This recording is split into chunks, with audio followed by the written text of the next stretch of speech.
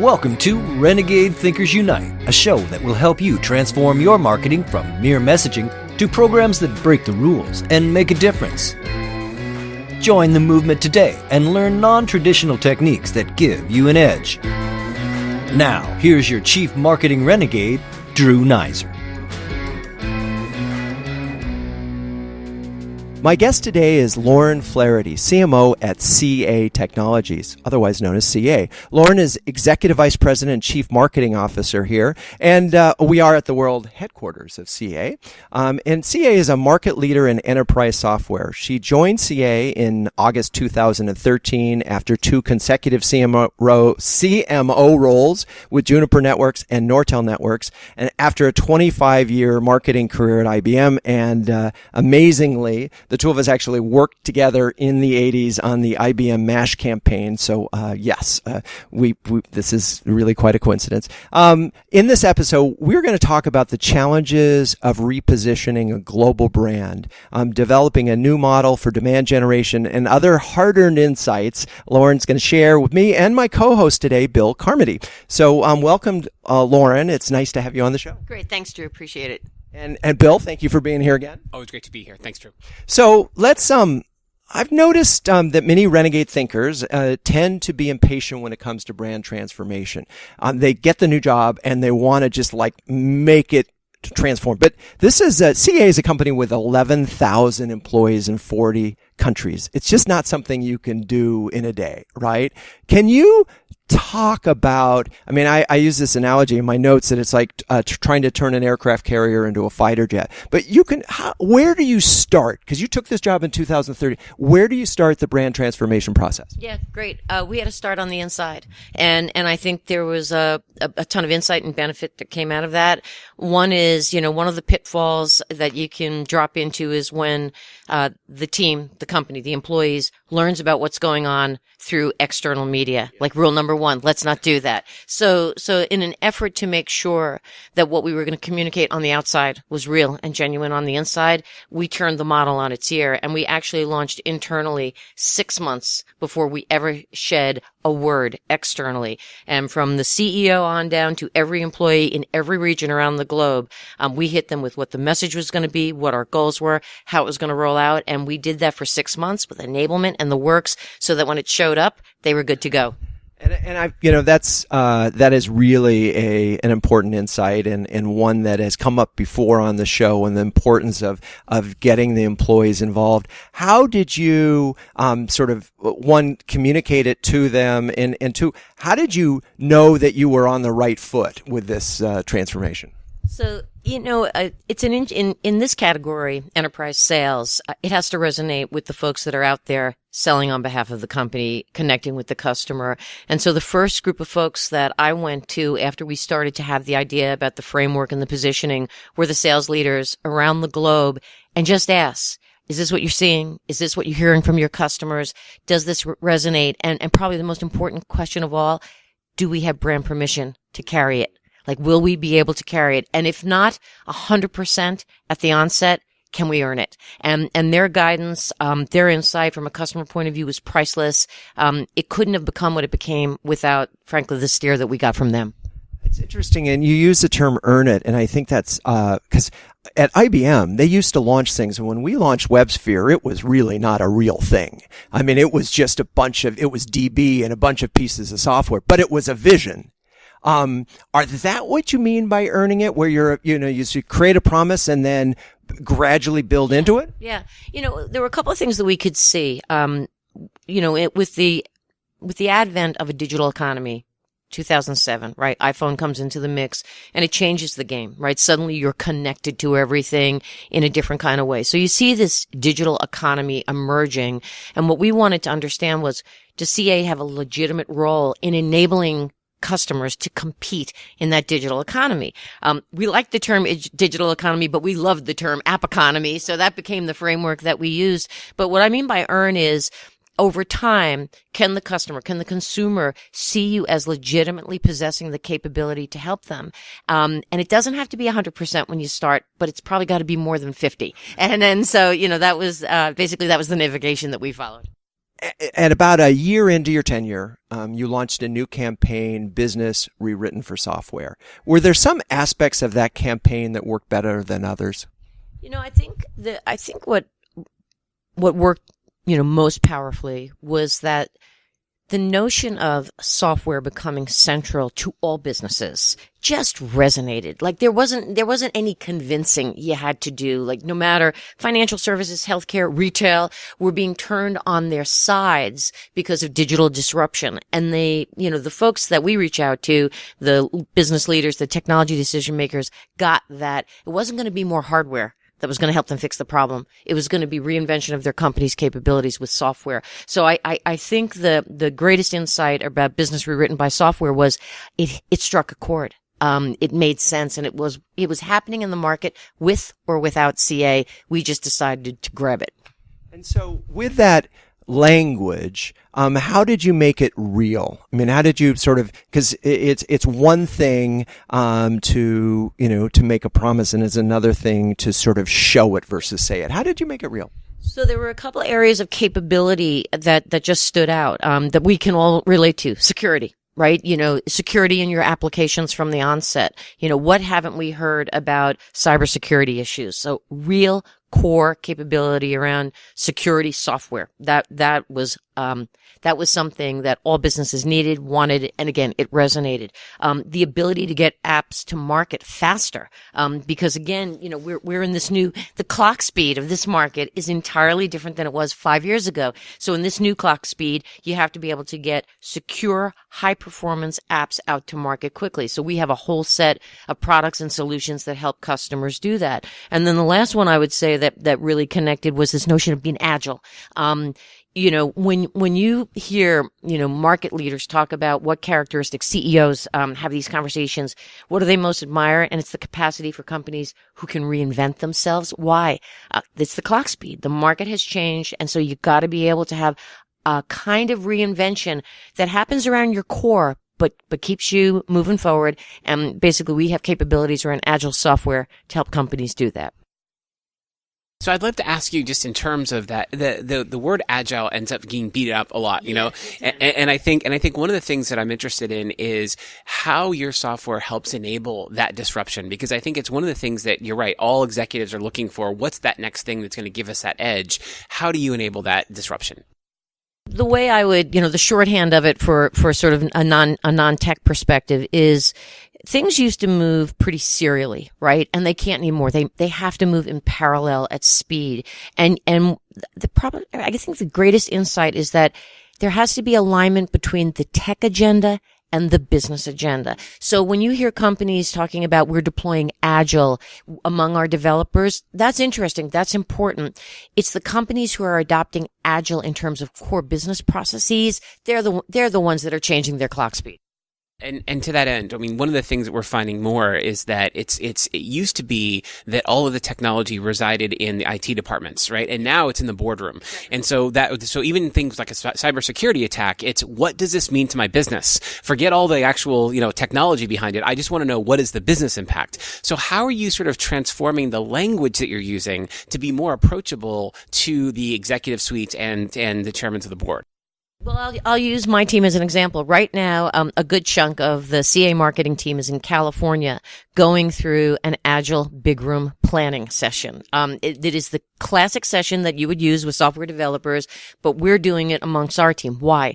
We have to move faster. We've got to get campaigns to market faster. So we've got coaches in there, coaches who are helping us develop our processes, coaches who are helping us identify what part in that linear flow is necessary versus unnecessary.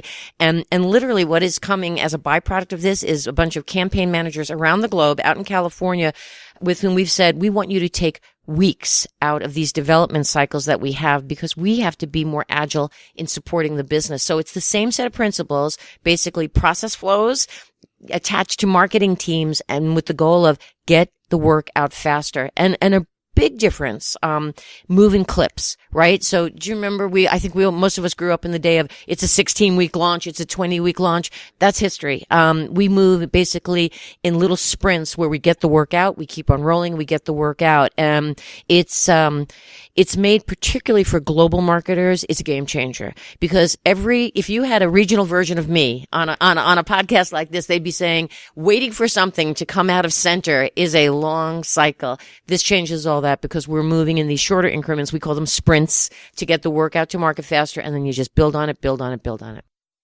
That's really interesting that, you're making the external promise, but you're really trying to live it on an internal basis, which is so important. And sort of, are you using your own tools for that? Explain that a little bit, because I think that's the really important part of this is that you're using your own tools that you're selling to your customers to help you be more agile. So there's two dimensions to it. There's Agile Central, which is the product solution area that we market. So we are using that software tool. That's the software part of it. And then we're using actually the Agile coaches. And the Agile coaches are the services side of the equation. And those are the experts. And they're the people who come in. And in our case, they're working with us, or they would be working with our customers to look at what would be the traditional process flows and identifying what do you really need versus what you have, and where can you take out the cycles, and frankly, where can you better deploy people doing different things. So it's that combination of software and service.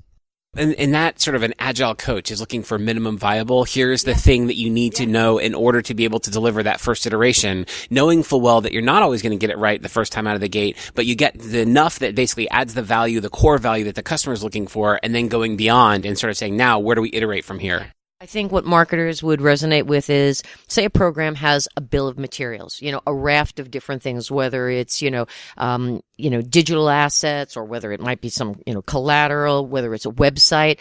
You still have those things, but you're looking at them in chunks as opposed to waiting for that 12 to 16 week cycle to end. And then it magically appears on the doorstep of the regional teams in Asia Pac, LATAM, right? And EMEA. This says, let's go in chunks, release the work, and keep on releasing it and fine tune as we go. Now, great insight is there are certain areas where, less than 100% won't do. So you have to prioritize those. But in other areas where you actually have a little more flexibility, you take advantage of it. Well, that's, you guys are having a great conversation. I'm just going to sit back and watch. But, so I think that we should take a quick break here. And when we come back, we can sort of start to look forward, because we've been looking back at what you've been doing. And I know you have a new campaign, and it uses some language, the modern software factory. So we'll be right back to talk about that.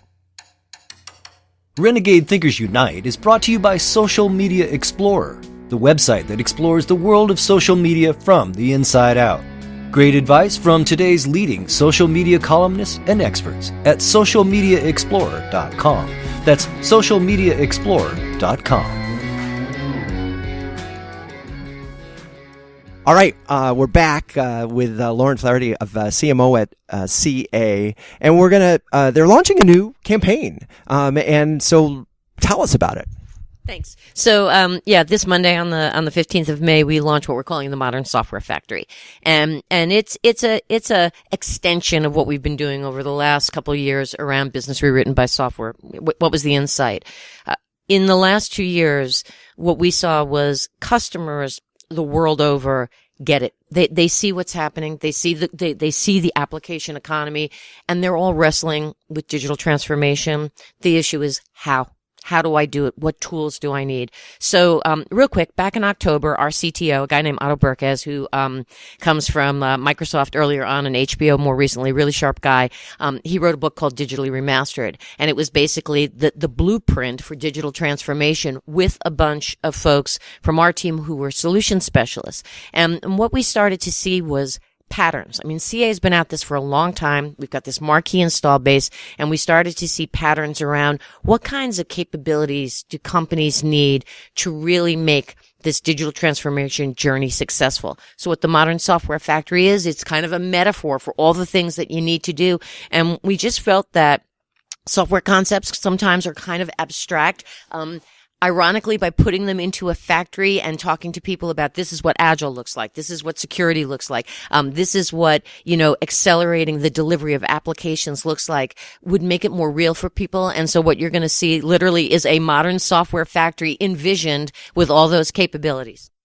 Just one follow up on that question. So now understanding that as you're sort of modernizing the process, one of the biggest challenges is having that permeate through the entire organization. And especially when you have large established organizations, large enterprises, which you deal with all the time, really changing that mentality to think about not just agile, but also the disruption is a good thing. And that we need to basically figure out if we don't disrupt ourselves, someone else will do it for us. So how does that permeate the strategy that you've created to get all the way through every other line of business? And there's a wonderful little moment in one of the television spots where our protagonist picks up his phone and says, "If you're going to compete on this, you got to have that," which is the modern software factory. And I think maybe to segue to some of the insight behind the campaign. Why take the modern software factory on television? Exactly to your point, which is you can't just reach the technologists on this. They actually get it.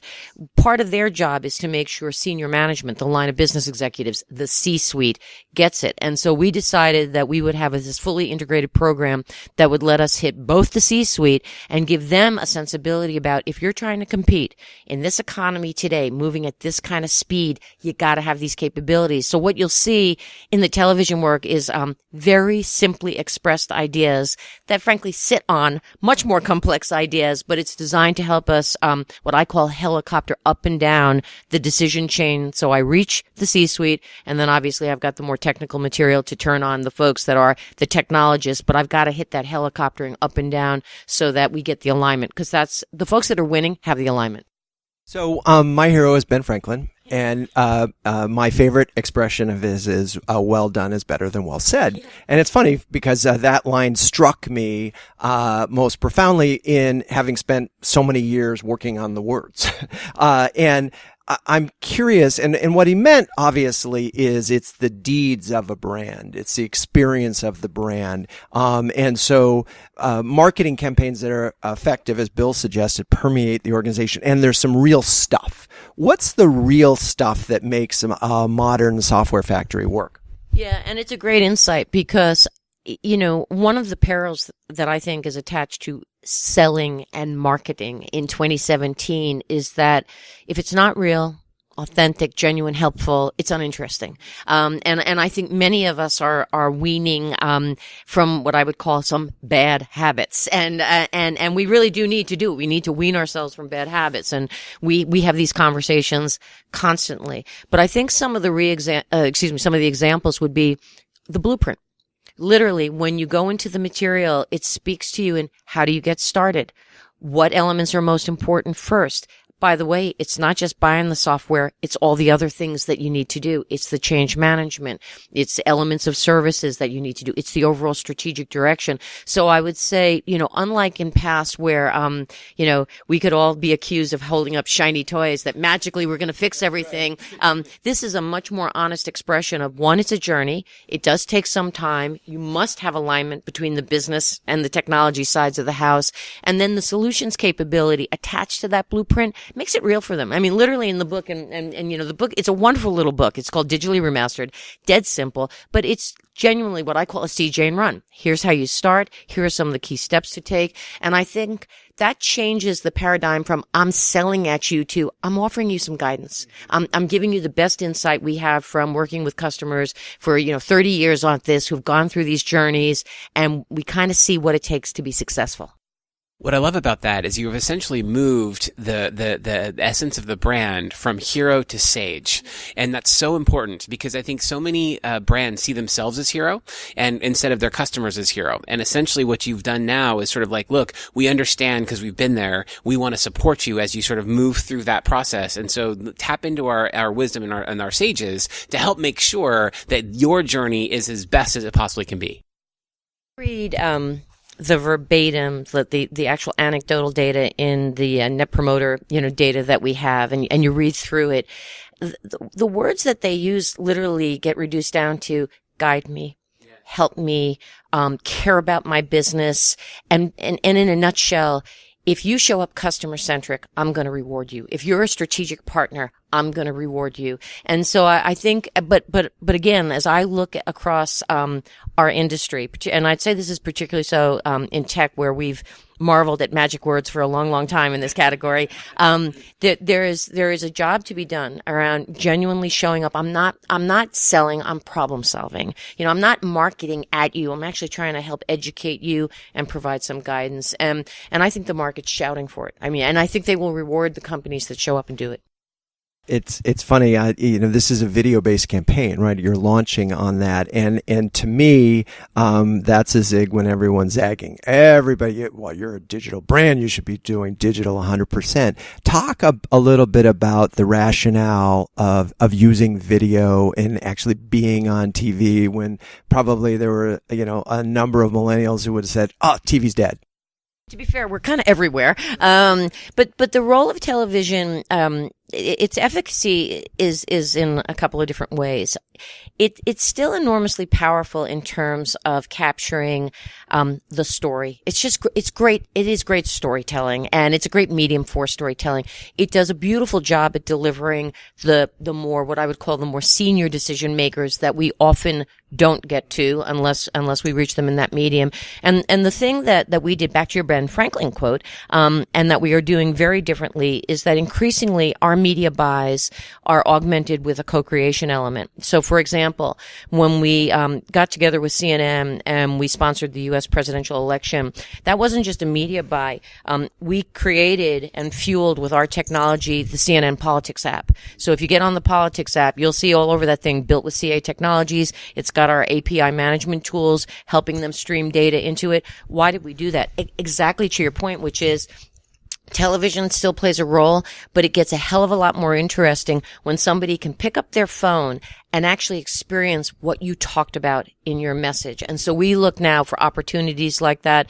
We do it with a cycling sponsorship that we do with Trek. We have a co-creation element with our software also embedded in how they run their business. We'll continue our work with CNN in that front. We're actually evaluating some other opportunities. Eurosports is about to go live this weekend, where we're the technology armed to them around the three major tours, the Giro, the Volta, and the Tour de France, where you'll be able to experience, if you follow cycling, in a much different way than just television. You'll be able to see what's going on with the riders and get a whole lot of data about what's happening. So I think what's fun about the category right now is these are things we didn't get to do before, right? And now we can think of a CA, enterprise software company. Most people don't touch it or have an intimate experience with it. And through our media buys, we're now putting the brand in your hands. And I think that's so important, because basically what you're doing is you're going from just message to action, and to that point of sort of well done versus well said, and this idea of being able to go out there and take and embody a brand element from somebody else's brand, like CNN or the Tour de France or whatever, and be able to sort of say, now, how can software enhance the overall experience? If you're somebody who's actually seeing that firsthand, you're like, this is what I need for my brand, right? And it's a perfect. And I'm going to give a pitch for television, okay? So now I'll give a pitch for television. A couple of things, and we measure everything here to the extreme. And when I look at, for example, website traffic, which we look at on a monthly basis, and we look at everything you can measure, we're staring at. But in the period that led up to the U.S. presidential election, we watched a hockey stick happen, right? High engagement both on the app and basically with what was going on with CNN in terms of their coverage. And when we did the final sort of impression count of how it all came together, we were able to accomplish, in terms of just pure reach, through that program in 7 months, what would have taken us about 2.5 years to do, quote unquote, the new way. And so I think if there's insight, it's about you got to do it every way. You've got to have social switched on, right? You've got, your web presence has to be strong, and it's got to be a great experience. Television still plays a particular role really well if you select the right programming. So I think it's more in the alchemy of the mix of it that makes it work. I mean, I think we're talking about Target, but I know that there are any number of brands, like in the hotel business, that went all digital, and then their reach went down and their sales went down. And so they're back on TV for that exact reason. You just can't get the reach. You mentioned, measurement. a little bit. But, I'm sorry. I want to go back. You use the term co-creation. It's the first time in all these times I've been recording that anybody's used that term. What are the challenges of co-creation and some of the secrets that made it, so you end up with a win-win? So a great little anecdote on co-creation. So the first year we came up with the concept of, how do we make our brand experience more tangible? That was the problem. And we were looking for an answer. And so, literally here at 520 Madison, we invited in, you name it, the who's who of media companies, all different mediums were here. And we pitched this idea, which is we're interested in a property that will give our company a lot of visibility. But the quid pro quo is we need to be part of the solution in some way so we can showcase what we do. And, pretty much everybody walked out. With the exception of our good colleagues over at CNN who I think either we just had a better meeting with them than with some of the others, but they got it. And I think they got it because what they realized was that we were facing what was going to be one of the most interesting presidential elections in history. And there was so much evidence to say, to your point, Drew, they're not just going to be watching this on television. They're going to be watching it on alternative screens on different channels. And so I think they saw the opportunity. In fact, they nicknamed it democracy powered by data. They wanted to offer a different kind of quote unquote viewing experience. So they bit, we went forward, and we had co-creation enabled, not marketer to marketer, CTO to CTO. So our CTO was brought into the picture working with their CTO and the editorial team, really understanding how to create a better customer experience. So it's a different kind of model. I'd say the insights are, you got to find a partner who's game. You have to find a partner who is sophisticated about the fact that actually digital transformation is affecting them. And now this year, when we've gone back out to market and are pursuing some other ideas, it's not just table for one. We've had a lot of folks express a lot more interest. Obviously, Eurosport's nibbled. And so we launched with them this weekend. And there's some other properties we're pursuing right now. But I think what they see, and their business executives see it, which is we can offer a different kind of experience. And that's attractive. It creates stickiness and it creates brand loyalty, which still counts for something. There's several things, and I think back to IBM and their Olympic sponsorships, and it wasn't just put the brand there. They were integrated into all the data was run through IBM machines. So getting the most out of these partnerships is a really interesting challenge, and one that it clearly helped both brands. Which is important. And I think the key insight there on partnerships, just as a reminder, is just, if you're only looking at what you want to get out of it, there's really no hope for you. But let's get to, this issue that a lot of CMOs face, which is particularly in B2B. You have a long sales cycle. You have impatient sales teams. How have you balanced the need, to tell this brand story and essentially reinvent CA and perceptions of CA with the need to get some leads into the pipeline? Oh, yeah, the holy grail. And the short answer is we have to do both. So let me speak about the brand work.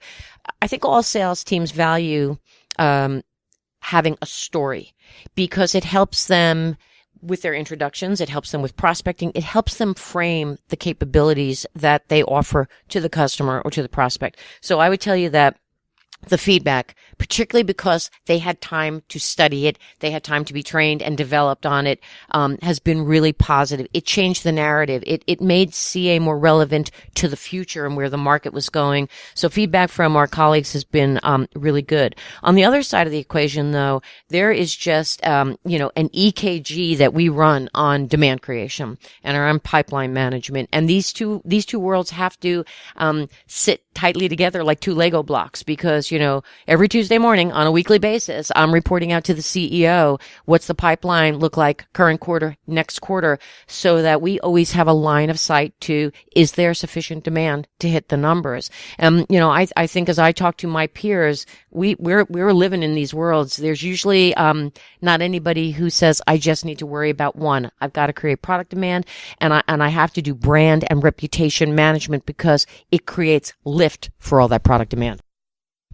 Yes. So the answer is both, and it's always the hard part is getting that balance quite right. We're getting close to the end. My producer really wants me to keep these under 30 minutes, and shout out to Kevin Crane, who's awesome.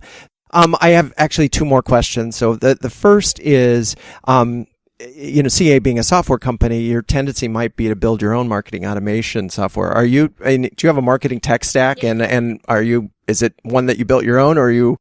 It's one that didn't exist when we got here. But no, we actually use great tools. We use Marketo for lead automation. We use the Adobe Enterprise Management Platform. We have a whole raft of boutique firms, that we use for things like propensity modeling, like Mintigo. And I would say the big thing for me was, when I got here, there wasn't literally a MarTech stack. It just didn't exist. And so one of the first things that I needed to do was kind of create a small little group of fighter pilots that are data scientists, build that stack, tie it into our instance of Salesforce.com, which is what we use on the sales side of the house, and make sure we had a seamless line of sight on a weekly basis to every product in every region so that we can see what's the momentum of the business. And that is how we drive the business. I mean, we look at that daily. This is my last question for you, and then I'll do my wrap up. What is the toughest lesson that you've learned when it comes to marketing? Patience. It's not my virtue. I think, I think sometimes you can see things before you can earn them. But yet I think the market, praises vision. And I think to the extent that you can see a destination and get everybody around it and align to it, then you can make it so. Do you know what I'm saying? So I would say sometimes just the patience to realize that a few people can't see it. The whole company has to see it. And when the whole company sees it, they make it real. This has really been an exciting conversation for me. I mean, there's so many things that I think that marketers should be paying attention to if they're not. I mean, the first thing that we talked about is any brand transformation has to start on the inside. We went farther into that even more and saying, okay, if we're selling software that promises agility, we better be agile ourselves in, as they say, drink your own champagne. And the fact that, and this is the first time I've actually talked to anybody who said, yes, we're trying to make our marketing team work faster is very cool. And I think it's so important because if you're doing it, then you can go out to the rest of the organization and say, hey, you got to do faster too. And you're sort of competing to do it. So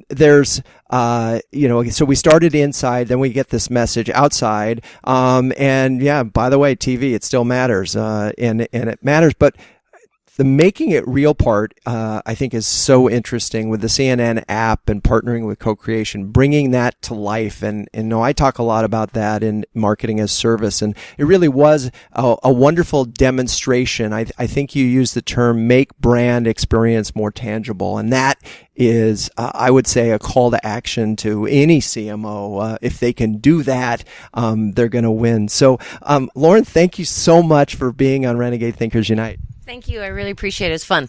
And Bill, thanks for co-hosting. Thanks for having me.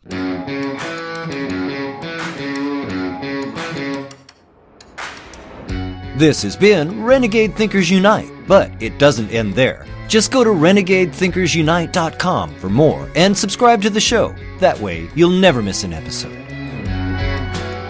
We'll talk with you next time on Renegade Thinkers Unite.